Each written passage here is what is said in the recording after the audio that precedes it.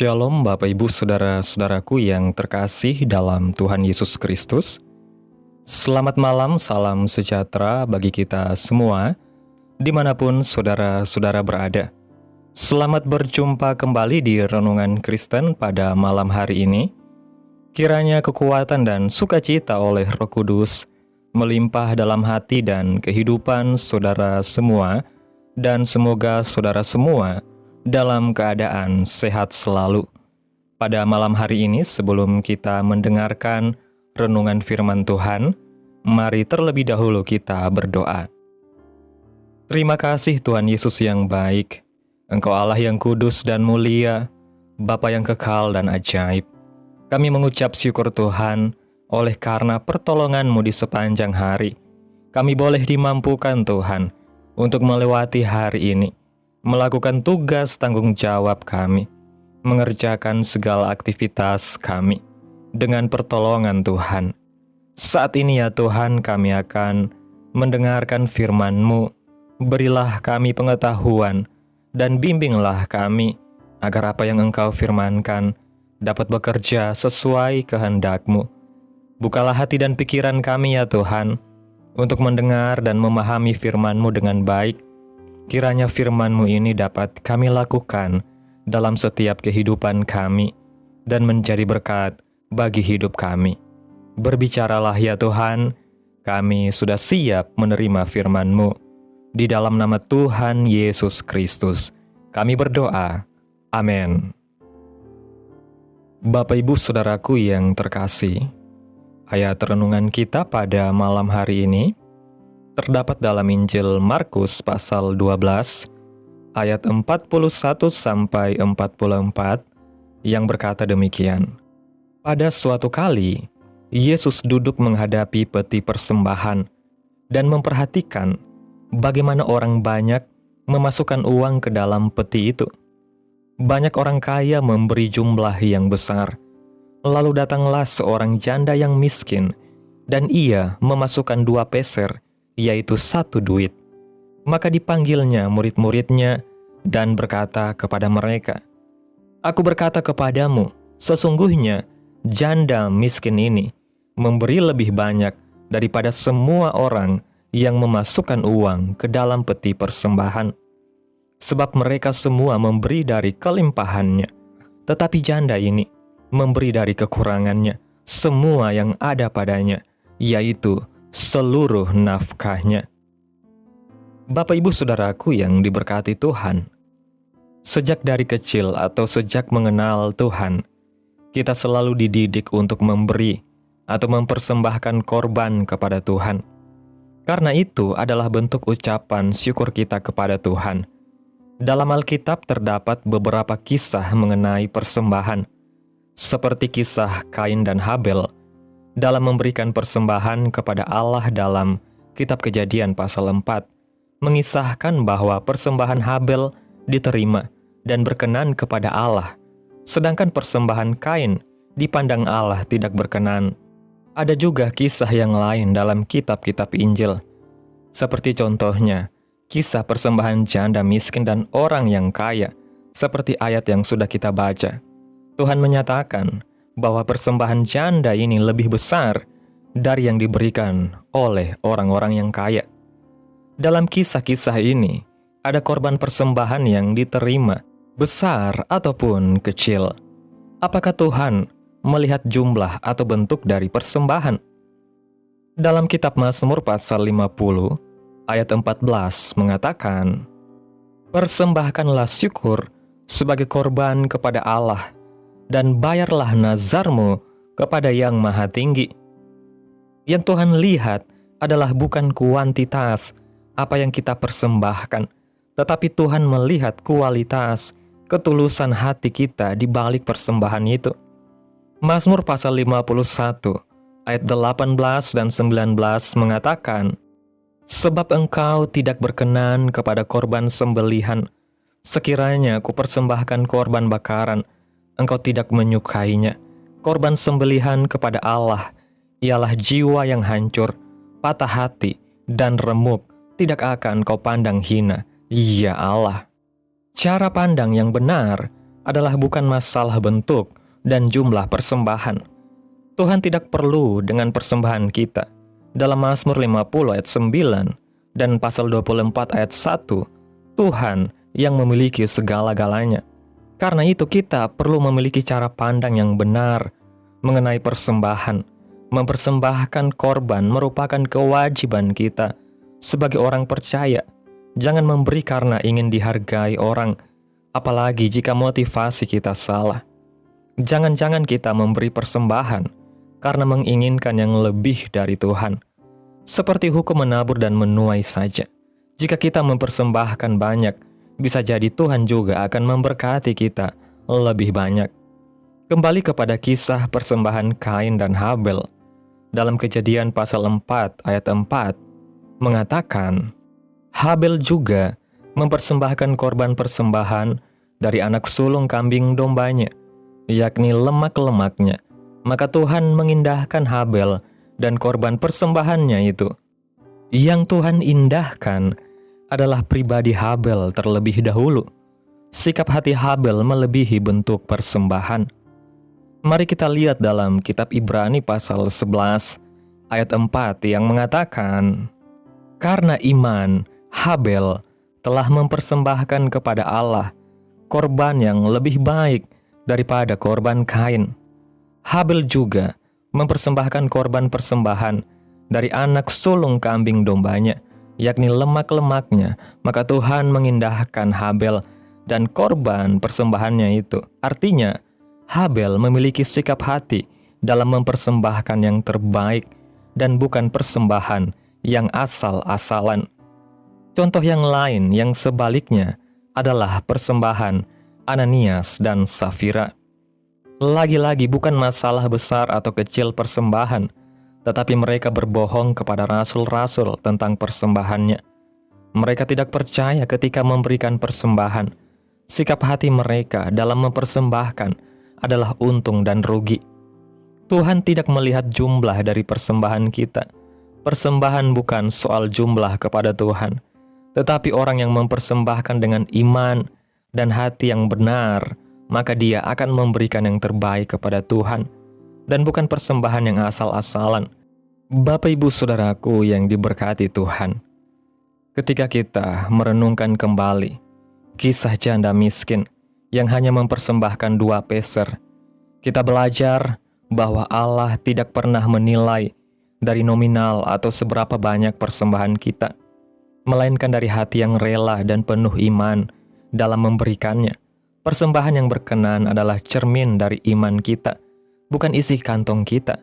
Banyak orang mungkin menganggap pemberian si janda ini sebagai sesuatu yang kecil, tidak ada artinya, bahkan mungkin dianggap sepele. Tetapi Tuhan Yesus justru menegaskan bahwa janda ini memberi lebih banyak daripada semua orang kaya yang mempersembahkan jumlah yang besar. Mengapa demikian? Karena orang kaya memberi dari kelimpahannya. Artinya, mereka masih memiliki sisa yang cukup banyak setelah memberi. Sementara janda miskin ini memberi dari kekurangannya, bahkan memberikan seluruh nafkahnya, dengan keyakinan bahwa Allah akan tetap mencukupkan hidupnya. Inilah bukti iman yang sejati, bukan hanya sekedar memberi apa yang berlebih, melainkan memberikan sesuatu yang menyentuh hati Tuhan, karena disertai dengan kepercayaan penuh kepadanya. Janda miskin ini mengajarkan kita bahwa persembahan bukanlah transaksi antara kita dengan Allah, melainkan ekspresi kasih, iman, dan penyembahan yang murni kepada Tuhan. Dengan demikian, setiap kali kita mempersembahkan sesuatu, entah itu berupa uang, tenaga, waktu, atau pelayanan kita, mari kita melakukannya dengan hati yang tulus, bukan karena ingin dipuji, bukan karena ingin dianggap rohani, melainkan karena kasih kita kepada Allah yang terlebih dahulu memberikan segala sesuatu kepada kita. Penting untuk kita sadari bahwa setiap persembahan yang kita berikan sejatinya bukan berasal dari kekuatan kita sendiri, melainkan dari Tuhan yang lebih dulu mempercayakan kepada kita. Semua yang kita miliki, harta, kesehatan, waktu, bahkan hidup kita, adalah pemberian Tuhan. Karena itu, ketika kita memberi, sesungguhnya kita hanya mengembalikan sebagian kecil dari apa yang Tuhan sudah percayakan kepada kita. Sayangnya, seringkali kita terjebak dalam pola pikir yang salah. Seakan-akan Tuhan sedang membutuhkan persembahan kita. Padahal firman Tuhan dengan jelas berkata dalam kitab Mazmur pasal 50 bahwa Dialah yang empunya segala sesuatu. Allah tidak butuh sapi jantan, domba, atau hasil bumi kita, sebab seluruh dunia ini adalah milik Tuhan. Yang Tuhan kehendaki adalah hati yang bersyukur, sikap iman yang percaya, serta kerelaan untuk memberikan yang terbaik kepadanya. Karena itu, janganlah kita memberi dengan motivasi yang salah, misalnya supaya kita diberkati lebih banyak, atau supaya orang lain melihat kita. Memberi dengan motivasi yang salah membuat persembahan kita tidak berkenan, sama seperti yang dilakukan oleh Ananias dan Safira. Mereka memang memberi, tetapi karena hati mereka dipenuhi kebohongan dan perhitungan untung rugi, akhirnya persembahan itu justru mendatangkan hukuman atas hidup mereka. Dengan demikian, marilah kita terus menjaga hati kita dalam memberi, sebab kualitas persembahan kita bukan diukur oleh jumlahnya, melainkan oleh ketulusan, iman, dan kasih kita kepada Allah. Kita belajar bahwa persembahan yang berkenan kepada Tuhan selalu memiliki nilai rohani yang jauh lebih besar daripada sekedar angka. Persembahan adalah wujud ketaatan dan penyembahan kita kepada Allah. Ketika kita memberi dengan iman, kita sedang menyatakan kepada Tuhan bahwa kita sepenuhnya bergantung kepadanya dan percaya pada janji pemeliharaannya. Memberi adalah sebuah deklarasi bahwa kita tidak dikuasai oleh harta benda, tetapi kita menundukkan segala sesuatu kepada otoritas Tuhan. Dalam kehidupan sehari-hari, bentuk persembahan itu tidak hanya berupa uang yang kita masukkan ke dalam kantong persembahan di gereja, tetapi juga meliputi sikap kita dalam bekerja, dalam melayani, dalam menggunakan waktu kita. Apakah kita sudah mempersembahkan yang terbaik? Ataukah kita sering memberi yang tersisa, asal-asalan, dan tanpa kesungguhan hati? Kisah Kain dan Habel menjadi pengingat penting bagi kita bahwa Tuhan lebih dulu melihat pribadi yang memberi sebelum melihat apa yang diberikan. Habel memberi dari anak sulung kambing dombanya yang terbaik, yang utama, bukan sisa. Hal ini berbeda dengan Kain yang memberi tanpa kesungguhan hati, sekedar formalitas, sehingga persembahannya tidak berkenan. Dari sini kita melihat bahwa Tuhan tidak mencari jumlah, melainkan hati yang sungguh-sungguh mengasihi dan menghormati Dia. Karena itu, marilah kita belajar dari Habel dan juga dari janda miskin, bahwa dalam segala hal yang kita persembahkan kepada Tuhan, baik itu harta, pelayanan kita, maupun seluruh kehidupan kita, hendaknya selalu disertai dengan sikap hati yang benar, iman yang teguh, dan kasih yang tulus. Dengan demikian, persembahan kita akan menjadi harum yang menyenangkan di hadapan Tuhan. Amin. Tuhan Yesus memberkati. Demikianlah renungan firman Tuhan pada malam hari ini. Biarlah menjadi berkat bagi saudara yang sudah mendengarkan. Dan untuk menutup renungan pada malam hari ini, mari kita berdoa. Bapa kami yang ajaib dan mulia, Engkau Allah yang kudus dan kekal, Bapa di dalam kerajaan sorga, Bapa yang kami panggil dan kami tinggikan, di dalam nama Tuhan Yesus Kristus. Kami bersyukur Tuhan atas pertolongan-Mu, penyertaan-Mu, juga atas kasih dan berkat-Mu dalam hidup kami. Kami sungguh berbahagia dan bersyukur atas segala kebaikan Tuhan yang terjadi dalam hidup kami. Terima kasih buat penyertaan-Mu di sepanjang hari yang telah kami lewati. Hingga pada malam hari ini ya Bapa, kami boleh bersyukur lagi di hadapan Tuhan melalui doa dan renungan pada malam hari ini. Terima kasih buat firman-Mu ya Tuhan, yang boleh kami dengarkan pada malam hari ini. Kami bersyukur karena Engkau sudah mengajarkan kami melalui firman-Mu tentang arti persembahan yang sejati. Ampunilah kami bila selama ini kami memberi dengan motivasi yang salah, sekedar formalitas, atau bahkan dengan hati yang tidak tulus. Ajar kami ya Tuhan, supaya setiap persembahan yang kami berikan, baik berupa harta, waktu, tenaga, maupun hidup kami, selalu lahir dari hati yang penuh syukur, iman, dan kasih kepadamu. Jadikan kami umat yang rela memberi dengan sukacita, bukan karena keterpaksaan, tetapi karena kami mengasihi Engkau yang lebih dulu mengasihi kami. Biarlah persembahan hidup kami menjadi harum di hadapan-Mu, menyenangkan hati-Mu, dan memuliakan nama-Mu. Terima kasih buat firman-Mu Tuhan. Biarlah firman-Mu boleh tertanam dalam hati kami, dan mampukan kami untuk dapat melakukan firman-Mu di sepanjang kehidupan kami. Dan biarlah perkataan firman-Mu terus menyegarkan jiwa kami, menghidupkan hati yang lemah dan lesu, dan membangkitkan harapan dan kasih. Berkati umat-Mu yang sudah mendengarkan firman-Mu hari ini. Berkati di setiap saat, tempat, dan kondisi hidup mereka, agar senantiasa selalu merindukan dan membutuhkan firman Tuhan sebagai pelita kebenaran yang memerdekakan dan penghiburan yang menguatkan. Ajarilah kami bahasa firman-Mu, dan bimbinglah kami untuk selalu hidup sesuai kehendak-Mu, agar kami selalu dekat kepadamu. Kiranya Engkau terus memberkati kehidupan kami, keluarga kami, sanak saudara kami, daerah tempat tinggal kami, bangsa dan negara kami, pemerintah-pemerintah kami. Biarlah semuanya dalam perlindungan-Mu ya Tuhan, dan jadilah sesuai kehendak-Mu yang terbaik dalam kehidupan kami. Hamba berdoa ya Tuhan, buat umat-umat-Mu yang sudah mendengarkan renungan firman Tuhan pada malam hari ini, yang saat ini sedang mengalami sakit penyakit, pergumulan masalah kebutuhan ekonomi. Kiranya Tuhan jamah kehidupan umat-umat-Mu, sembuhkan sakit penyakit mereka ya Tuhan, pulihkan keadaan umat-umat-Mu, memberkati perekonomian mereka, serta Tuhan berikan jalan keluar dalam setiap pergumulan masalah yang umat-umat-Mu sedang hadapi. Dan ajarlah kami ya Tuhan, untuk selalu berharap dan percaya sepenuhnya hanya kepada Tuhan Yesus.